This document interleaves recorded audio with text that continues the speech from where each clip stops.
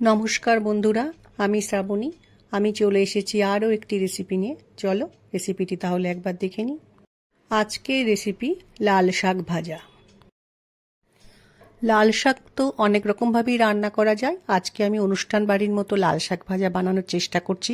চলো রেসিপিটি তাহলে এবার শুরু করি। আজকে রান্নাটা তৈরি করার জন্য আমি লাল শাক নিয়েছি। শাকটাকে খুব ভালো করে বেছে নিয়ে একদম ছোট ছোট টুকরো করে কেটে নিয়েছি। ভিডিওটা পুরোটা দেখার অনুরোধ রইল। রান্নার শুরুতে একটা ননস্টিক কড়াইয়ে অল্প পরিমাণে সর্ষের তেল দিয়ে নিলাম। তেলটা গরম হয়ে গেছে, এবার আমি তেলের মধ্যে বাদাম দিয়ে ভেজে নেব।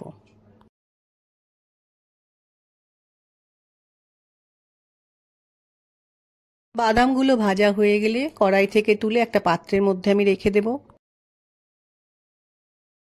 কড়াই থেকে বাদাম ভাজাটা তুলে নেওয়ার পর ওই একই তেলে পোস্ত দিলাম আর শুকনো লঙ্কা দিলাম। এখন তেলের মধ্যে গোটা পোস্ত, শুকনো লঙ্কা ভালো করে একটু ভেজে নিতে হবে, তবে খেয়াল রাখতে হবে পোস্ত দানা যেন পুড়ে না যায়। গ্যাসের ফ্লেমকে মিডিয়ামে রেখে পোস্তটা ভেজে নিলাম। পোস্তটা খুব সুন্দর ভাজা হয়ে গেছে।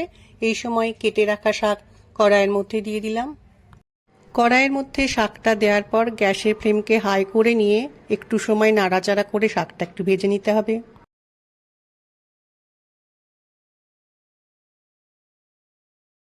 2 মিনিট মতো শাকটা রান্না করে নিয়েছি। এখন শাকের মধ্যে পরিমাণ মতো নুন দিলাম আর অল্প হলুদ গুঁড়ো দিলাম। নুন ও হলুদ গুঁড়ো শাকের মধ্যে দেওয়ার পর ভালো করে একবার মিশিয়ে নিতে হবে।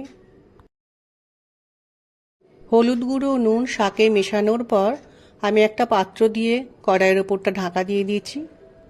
1 মিনিট ঢেকে রাখার পর শাকের ওপর থেকে আমি ঢাকাটা সরিয়ে নিয়েছি। দেখলাম শাকটা সেদ্ধ হয়ে গেছে।